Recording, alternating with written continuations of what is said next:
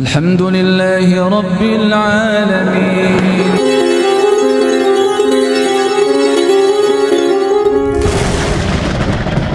Apakah juga bisa mendatangkan pahala selain menghapuskan dosa? Jawabannya iya, apabila selain bersabar tadi, selain tidak tasahud tadi itu, dia ihtisab atau mengharap pahala dari musibah ini.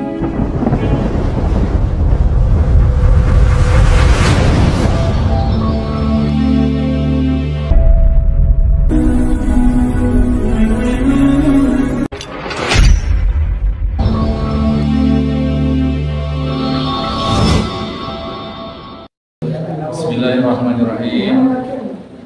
Assalamualaikum warahmatullahi wabarakatuh.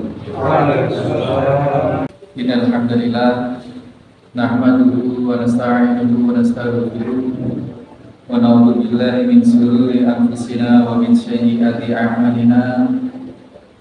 May yahdihillahu fala mudilla lahu wa may yudlil fala hadiya lahu. Asyhadu an la ilaha illallah wahdahu la syarika lah. Asyhadu anna Muhammadan abduhu wa rasuluhu la nabiyya ba'da. Allahumma shalli wa sallim wa barik ala Muhammadin wa ala alihi wa sahbihi wa mawala. Hadirin hadirat jamaah Masjid Al-Muslimun Curah Cikupa Panji Situbondo rahimani wa rahimakumullah. Kapan ketidaknyamanan itu akan mendatangkan pengampunan dosa? Ternyata Bapak Ibu sekalian, tidak semua kejadian yang tidak menyenangkan itu akan menjadi kafarah. Menjadi kafarahnya kalau kita bersabar. Bersabar itu menghindari satu hal saja. Syarat untuk bisa dikatakan sabar itu satu hal saja, tidak menggerutu. Kalau ketusuk duri kemudian masih itu itu menggerutu sudah. Itu tidak masuk, Pak. Karena kita ranah sabar kita sudah dihapuskan oleh tasahud namanya tadi. Jadi tingkatan orang menyikapi musibah itu ada 4. Yang pertama tasahud, ini yang dilarang, haram. Tasahud ini menggerutu, menyalahkan takdir, tidak terima dengan keadaan, itu cak-kocakan apa tuh, muni-muni itu terhadap sesuatu yang tidak menyenangkan muni. Tasahud ini dilarang. Tidak saja tidak mendapatkan pengampunan dosa, tapi justru mendatangkan dosa. Sudah dosanya tidak dihapus, dia dapat dosa. Karena sama dengan menyalahkan Allah Subhanahu wa taala. Namanya tasahud. Yang kedua, tingkat orang mendapat musibah itu adalah sabar. Kapan sabar itu? Asalkan tidak tasahud aja sudah sabar itu. Gampang sebenarnya. Yang penting tidak menggerutu, tidak enggak enak, tidak menyalahkan ini musibah, itu sudah berarti masuk wilayah sabar, dan itu yang akan mendapatkan pengampunan dosa. Paham ya? Jadi ketika mendapatkan ketidaknyamanan, kalau muni-muni, ya menggerutulah minimal itu. Apalagi sampai mengumpat-ngumpat, itu tasahud, itu dosa. Dosanya ya, mendapat dosa baru, dosa lama tidak diampuni. Tapi kalau tidak usah mengumpat saja, tidak usah tasahud, tidak usah menggerutu, dosanya dihapus, tidak dapat dosa baru. Ini tingkat yang kedua. Tingkat yang lebih tinggi adalah ridho. Wah, ini angel. Ridho itu apa? Membenarkan kejadian itu, bahwasanya itu dia benarkan. Sesuatu yang menimpa kita, kecocok beling misalnya, itu jelas negatif ke kita karena kita terluka. Nah, tingkat yang pertama, kita tidak usah ngumpat-ngumpat, tidak usah menggerutu rumah saya sekira nyaman-nyaman, tiba-tiba cocok beling nih, misalkan seperti itu. Tidak menggerutu, bersabar berarti sudah dia. Nah, setelah bersabar, tingkat yang lebih tinggi tadi sambil ridho. Ya Allah, Engkau berkehendak melukai kaki, Engkau punya maksud terbaik, aku ridho ya. Misalkan seperti itu. Oh, ini luar biasa. Luar biasa. selain mendapatkan pengampunan dosa tadi itu, dari keridhaan itu mendapat keridhaan dari Allah. Radiyallahu marwadiyah. Orang kalau ridho kepada Allah, maka Allah akan ridho kepada kita. Masih ada Pak tingkat yang lebih tinggi dari itu. Tidak hanya ridho seperti itu, tapi malah apa? Bersyukur, tingkat yang paling tinggi. Kena beli malah alhamdulillah. Angel ini Bu, bilang angel ini, angel. Tadi malam itu saya dikejutkan oleh satu berita. Saya terima setoran online setelah anak-anak selesai setoran hafalan itu, saya melanjutkan setoran online yang sampai malam jam 9 kurang. Tiba-tiba ada teman saya yang di Jalan Sucipto itu datang antar orang yang barusan tabrakan sama anak saya jagat itu. Itu akarnya ada. Wah ini kasus gitu. Tapi sudah langsung ingat saja. Wah ini pahala gitu. Akhirnya kita ajak ngobrol, orangnya ada penyelesaian. Alhamdulillah. Ya anaknya pasti kita marahi dalam arti untuk peringatan untuk ini untuk shock terapi pastilah. Tapi tidak dalam rangka aduh musibah, tidak seperti itu. Nah ini hal-hal kasuistik yang sehari-hari bisa menimpa kita. Kalau kita sudah punya bekal ilmu dan pemahaman seperti itu, insya Allah tidak ada tidaknya.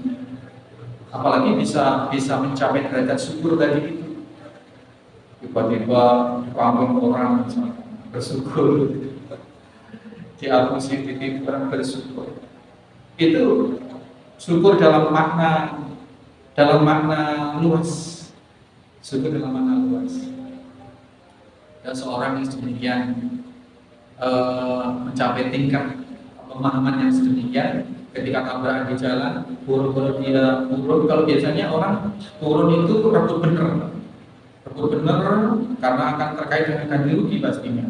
Sampai ada yang tadi viral foto-fotoan baku hantam di jalan itu.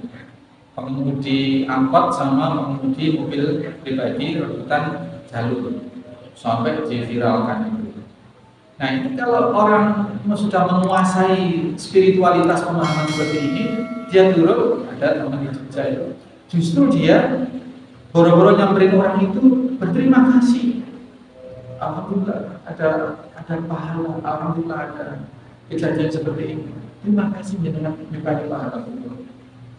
Loh ini sekilas orang dianggap centing kan. Orang dapat musibah, alhamdulillah anaknya mati misalnya, alhamdulillah.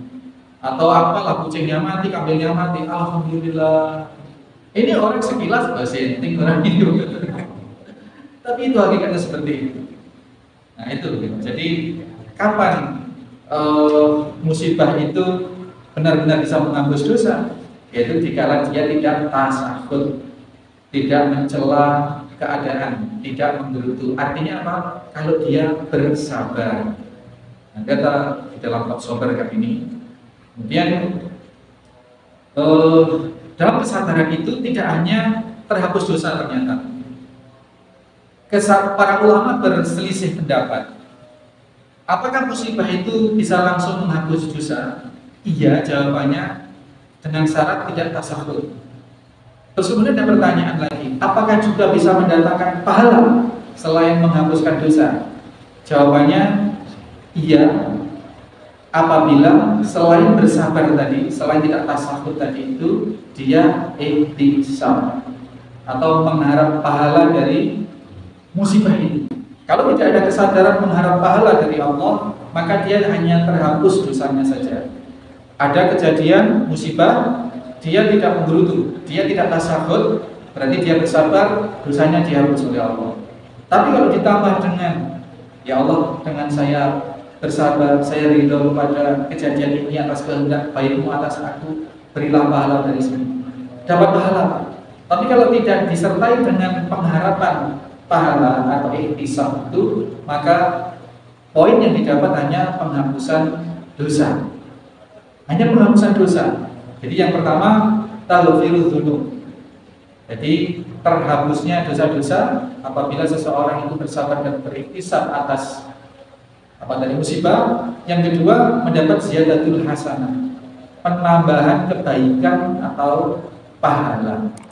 Nah, kemudian ulama menyatakan watarota yalfal, dan apabila engkau lupa terhadap anhada atau terhadap an-niyatil ikhlas, an-niyatil ihtisab, maka apabila dia terlupa untuk mengharap pahala dari kesabaran yang dia lakukan itu, maka dia hanya mendapatkan taghfirul dzunub, hanya mendapatkan penghapusan dosa.